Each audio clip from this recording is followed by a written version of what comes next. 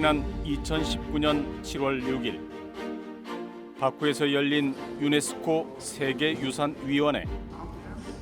이날 한국의 서원은 인류가 함께 지켜가야 할 세계유산으로 당당히 이름을 올렸습니다.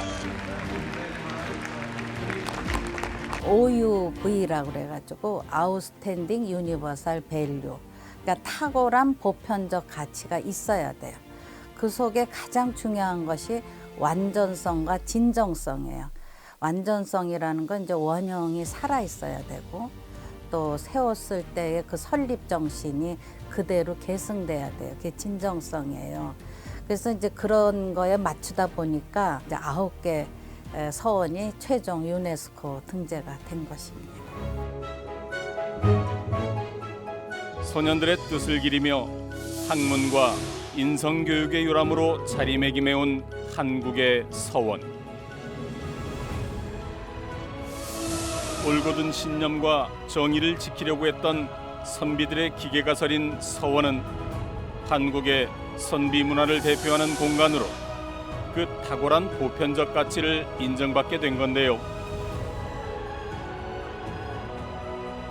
세계유산으로 등재된 전국의 9곳의 서원 가운데 전라북도에는 천년의 세월을 이어온 정읍 무성서원이 있습니다.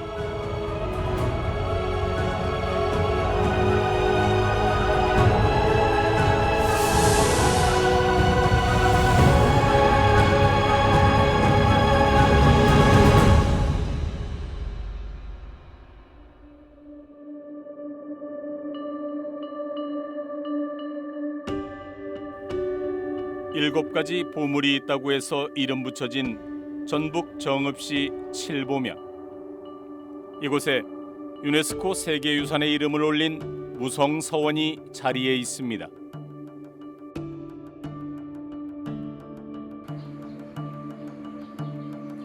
서원에서 가장 먼저 마주하는 2층 누각인 현가루.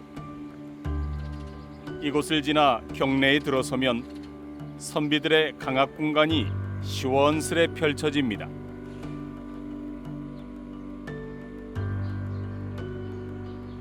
그 뒤편에는 태극 문양이 선명한 내산문이 보입니다. 이 문을 지나면 만날 수 있는 태산사. 태산은 이곳 정읍 칠보의 옛 지명입니다. 이 사당에는 모두 7분의 위패를 모시고 있는데요. 그 시작은 신라시대를 대표하는 사상가이자 문장가였던 고운 최치원입니다. 그는 30살에 이곳 태산의 고을 수령으로 내려왔다고 하는데요. 고운 선생이 이곳을 떠나자 그를 기리기 위해 만든 생사당이 바로 무성서원의 출발점인 겁니다.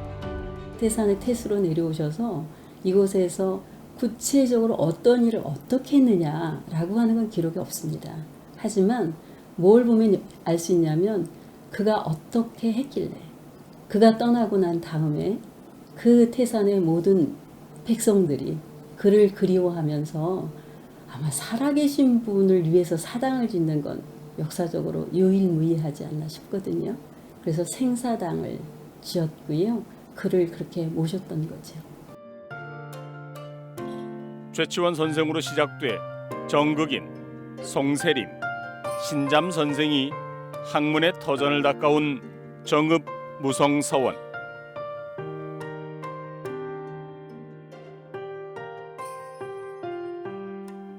기나긴 세월을 이어오는 동안 고치고 새로 짓기를 반복했겠지요.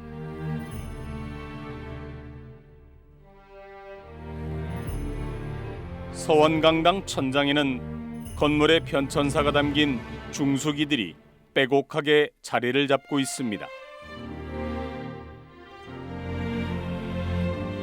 지금으로 말하면 지역 사립대학인 이곳에서 원생들은 무엇을 위해 공부를 했을까요? 그 해답을 무성서원에 다닌 원생들이 지켜야 할 규약에서 찾을 수 있는데요. 원규를 살펴보면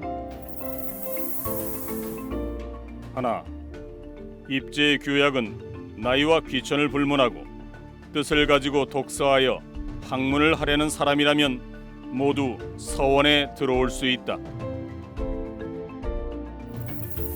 하나, 성현의 경서와 성리에 관한 책이 아니면 서원 안에서 보아서는 안 된다. 다만 역사책은 반입을 허락한다. 과거 시험을 공부하고자 하는 자라면 반드시 다른 곳에서 익혀야 할 것이다. 그렇습니다. 지금 우리 대학의 모습과는 전혀 다른 상아탑 본연의 자세를 견지했던 거지요.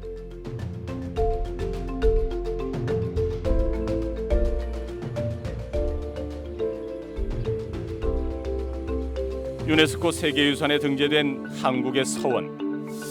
여기에 함께 이름을 올린 전국 9개 서원 가운데 정읍 무성서원만의 특별한 점이 있습니다. 한국을 대표하는 서원들은 대부분 마을과 떨어져 산수가 수려한 곳에 세워졌는데요.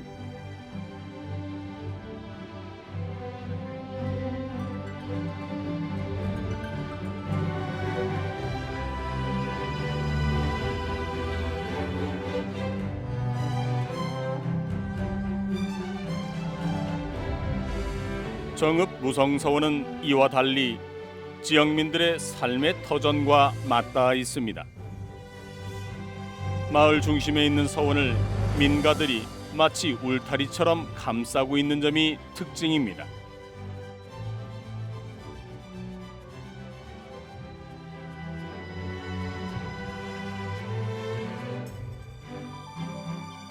그래서 서원의 건물 배치도 조금 남다른데요. 외산문인 현가루를 지나면 강학 공간인 명륜당이 자리하고 가장 뒤편에 제향 공간인 태산사가 있습니다. 그런데요, 특이한 점은 강학의 공간을 중심으로 동서에 기숙사 격인 동제와 서제가 있는 게 일반적인데 반해 무성서원은 이런 역할을 하는 강수제가 담장 밖에 자리하고 있다는 겁니다. 동제 서재가 없어요. 우리가 서원을 하면 유식 공간에 누문이라든가 정자와 함께 이제 강학당에 명륜당이 있고 양쪽에 학생들의 기숙사인 동제 서재가 있잖아요. 무성서원엔 동제 서재가 없고 우리가 이렇게 가면 정말 수려한 은행나무가 있는데 오래된 이 은행나무가 서재 자리에 있고 그 다음에 이제 동제는 이제 강수제라고 바깥에 있어요. 그래서 왜 무성서원엔 동제 서재에 학생들의 기숙사가 없는가 하고 그 유림들께 여쭤봤더니 마을 속에 있어서 굳이 기숙시설이 필요 없다 이런 말씀도 또 하시더라고요. 선비정신의 요람 무성서원. 사실 무성이라는 이름을 갖게 된 건 17세기 말입니다. 태산서원이었던 이곳이 숙종 22년인 1696년 무성이라는 이름으로 사액을 받게 되는데요. 그 과정이 무성서원에 남아있는 기록에 상세히 적혀 있습니다.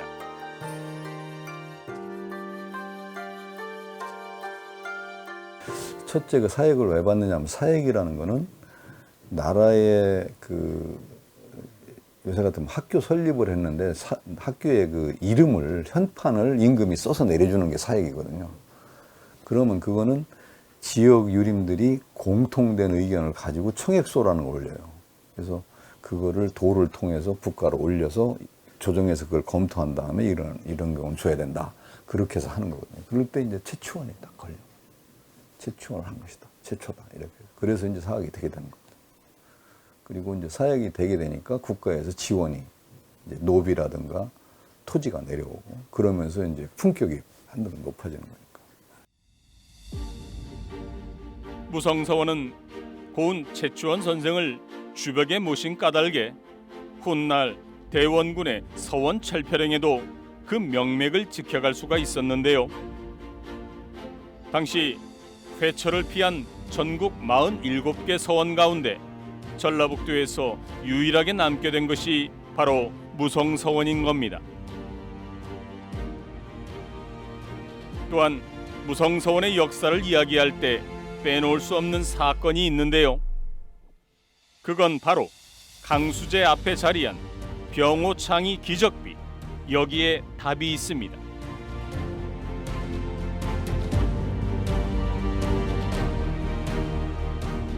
(1905년에) 을사늑약이라고, 우리가 일본의 강제로 이제 이 통감 정치가 시작되잖아요. 그래서 외교권도 박탈되고, 그럴 때 이제 1906년에 이 최익현을 중심으로 하는 병호 창의가 일어난 것도 이 무성서원입니다. 그러니까 나라를 위한 구국운동, 그러면서 이제 독립운동의 또 발화점이 된 것이라 매우 의미가 크다고 생각을 합니다. 1905년 무력을 앞세워 우리의 외교권을 박탈하고 통감부를 설치하는 것을 골자로 을사늑약을 체결한 일제. 이에 74살의 선비였던 최익현은 일본군에 맞설 무장투쟁을 준비하게 되는데요. 1906년 6월 4일 이곳 무성서원에서 최익현을 중심으로 유생들이 결의를 다지고 호남 의병투쟁에 첫 발을 내딛게 되는데 이를 병호창이라 부릅니다.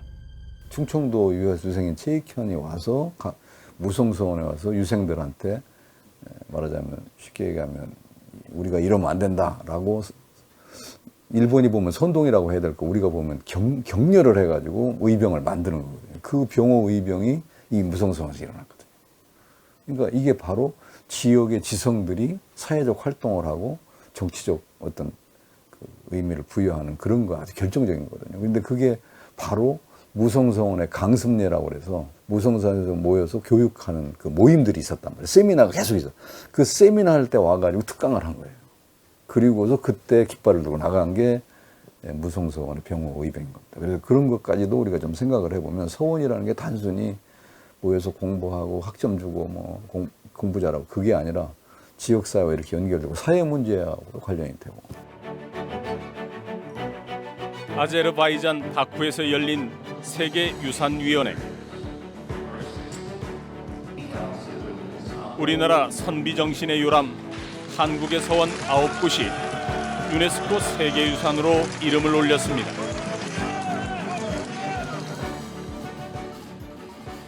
경사스러운 이날, 무성서원 앞에서는 온 동네 사람들이 함께 모인 한바탕 잔치가 벌어졌는데요. 소통과 화합, 자연과 생명의 존엄성을 바탕으로 재향과 교육을 담당해온 한국의 서원이 탁월한 보편적 가치를 인정받은 기쁨을 지역민들과 함께하는 모습이 인상적입니다. 9개 서원 중에 무성서원만 마을에 있어요. 그래서 여느 서원하고 다르게 마을 사람들과 무성서원이 하나가 되는 것, 그게 가장 무성서원의 의미나 앞으로 나가야 할 방향의 첫째라고 생각하거든요. 정읍 무성서원이 전국에 이름난 서원들과 함께 유네스코 세계유산으로 이름을 올리기까지 묵묵히 자신의 길을 걸어온 이흥재 부원장. 그간의 노력은 이 한 권의 책에 빼곡히 담겨 있습니다. 2011년도부터 거의 10여 년에 걸쳐서 이렇게 기록으로 정리를 했죠. 무성서원이 유네스코 세계유산으로 등재됐을 때 이 무성서원이 있는 원촌마을 주민들이 이렇게 그 현수막을 걸어놨어요. 세계적으로 가치를 인정받은 쾌거입니다. 원촌마을 주민 일동. 저는 이 현수막에 다른 어떤 현수막보다도 더 무성서원 역사에서 중요한 의미가 있지 않을까 이런 생각도 했고요. 사진작가로도 활동하며 전국적인 명성을 쌓고 있는 이흥재 부원장. 이 책에 실린 사진 한 장 한 장은 모두 그의 집념의 결정체인데요. 그가 카메라 렌즈에 담으려고 했던 무성 서원은 어떤 모습이었을까요?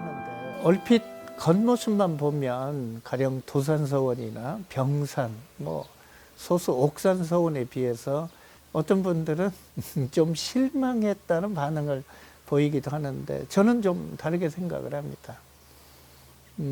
옷이 내 몸에 맞아야 나한테 잘 어울리는 옷이듯이 무성서원은 마을과 함께 있는데 건물이 막 규모가 크고 여러 개 있어서 위압적이다면 마을 사람들을 함께 하는 공간이 아니라 약간 위압적인 그런 권위적인 공간이 될 수도 있다라고 저는 생각을 하죠.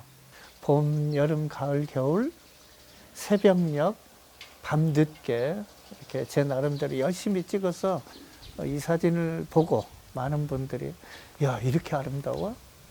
꼭 가보고 싶은데 이런 마음을 느꼈으면 좋겠습니다.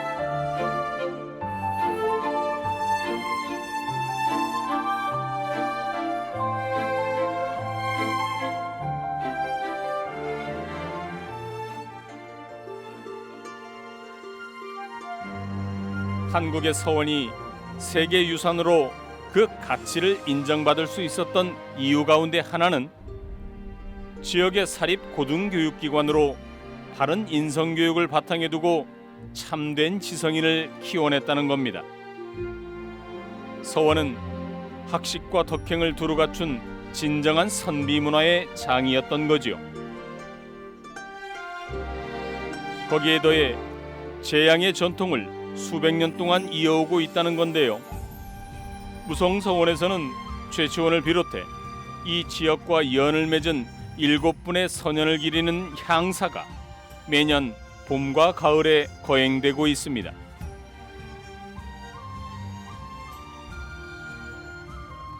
서원의 입장에서 가장 중요한 행사 가운데 하나인 향사와 관련해 올해는 일대 사건으로 평가받는 일이 있었습니다. 정읍 무성서원 역사상 처음으로 서원 제사인 춘계 향사에서 여성이 초헌관을 맡은 겁니다. 제례에서 첫 술잔을 올리는 역할을 하는 초헌관에 임명된 이는 이배용, 한국의 서원 통합보존관리단 이사장이었습니다. 탁월한 식견으로 무성서원을 비롯한 한국의 서원 9곳이 유네스코 세계유산에 등재될 수 있도록 견인차 역할을 한 공로를 인정받았기 때문입니다. 지난해 안동 도산서원에서 초원관을 맡은 이후 두 번째 영광이었는데요. 이는 변화하는 시대상을 반영한 신선한 시도로 평가받고 있습니다. 근데 저는 또 여성으로서 또 역사학자로 감회가 깊은 게 제가 왜 서원이 헌간엔 여성을 안 쓰느냐고 제가 따지고 투쟁한 게 아니라 서원을 잘 가꾸어서 세계유산으로 만든 저의 서원에 대한 존중성이 또 유림들에겐 감사로 서로 오고 가면서 저는 상생의 새로운 역사를 썼다 하는 것이 가장 뜻깊고요. 유교 600년, 서원 500년 역사에 아주 또 커다란 획기적인 변화가 된 것은 매우 긍정적인 그런 의미가 크다고 봅니다. 대학 교수 시절부터 전국의 서원을 돌며 그 가치를 눈여겨본 이배용 전 이화여대 총장. 모든 것이 빠르게 변화하는 지금 이 시점에도 수백 년의 역사를 자랑하는 서원은 여전히 교육의 방향성을 제시하고 있다고 말합니다. 세계 선생님 서당. 서마다 다 은행나무 있고 소나무 있는데 은행나무는 학교 나무예요. 공자께서 행단을 세우시는데 은행나무는 유실수 중에선 가장 오래 사는 나무고 또 할아버지 때 심으면 손자 때나 열매가 맺는다 해서 아주 인내와 끈기의 나무. 그게 교육이에요. 교육이라는 건 오늘 가르치면 내일 반짝하는 게 아니잖아요. 형설의 공을 쌓는 이런 어떤 끈기, 진정성이 함께 있는데 이 나무들이 무언의 말을 해주는 거예요. 소나무는 늘 푸른 한결같은 의리 정신이 있는 거잖아. 그러니까 그냥 학생들이 너무 이렇게 시멘트 건물에서는 아무것도 자연이 안 보이잖아요. 근데 이 서원 교육은 우선 수려한 자연부터 이렇게 함께 눈에 들어오기 때문에 저절로 이 가슴에 자연의 경외로움 이런 것들을 항상 품게 되는 거죠. 오랜 세월 묵묵히 자리를 지키고 있는 무성서원. 세계유산으로는 우리나라에서 14번째로 이름을 올렸지만 서원은 여전히 사람들의 관심의 대상에서 멀리 놓여져 있다는 것은 부정할 수 없는 현실입니다.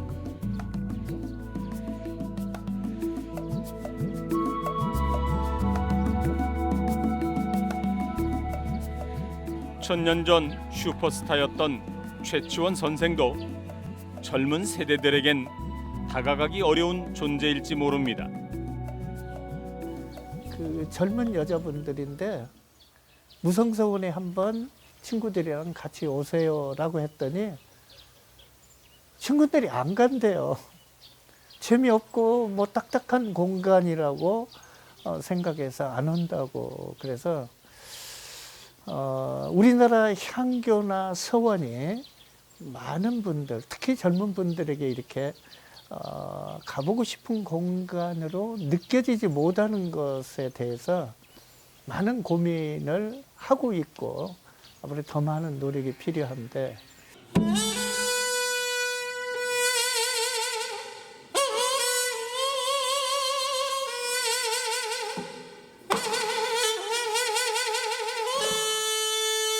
어느 한가한 주말 오후 청아한 피리 소리가 정읍 무성서원 안에 울려 퍼집니다.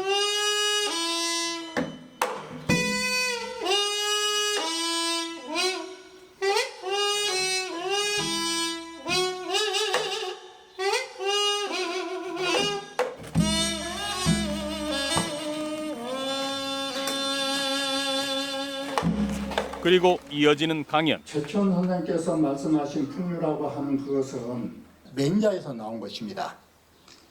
맹자에서 선왕의 풍이라는 것이 유행한다 해서 그 풍하고 유자를 빼서 풍유로 해서 고은 선생은 유불선 삼교 회통의 측면에서 풍류로 말한 것입니다.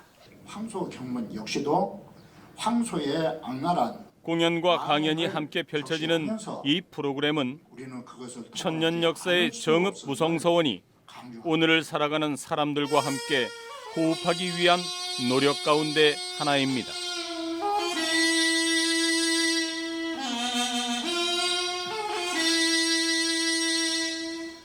이 공간에서 가령 뭐 작은 음악회를 한다든가 또 아니면 뭐 세계적인 명화나 대가들의 작품을 전시한다든가 하면 아마 틀림없이 많은 분들이 올 거라고 생각을 해요.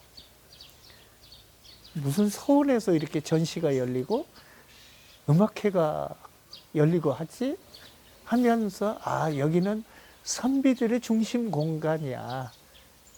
그때 선비 정신은 이러이러하게 우리의 역사를 이끌어오고 지켜왔어 라고 하는 것들을 좀 더 관심을 갖고 알게 하지 않을까 싶은 생각이 들어요. 지난 2019년 유네스코 세계유산에 등재된 한국의 서원.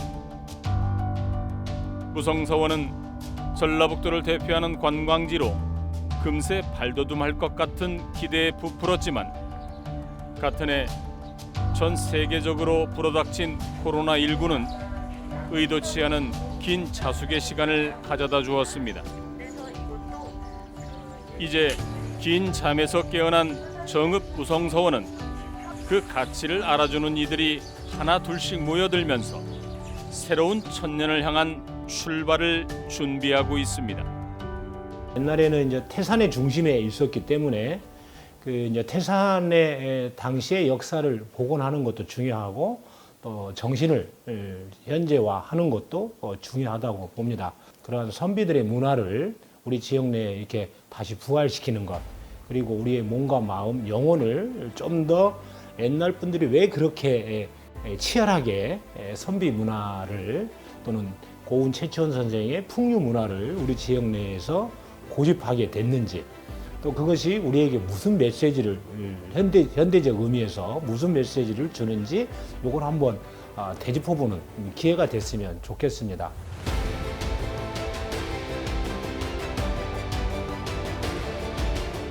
호남 선비 문화의 본산으로 불리는 정읍 무성서원.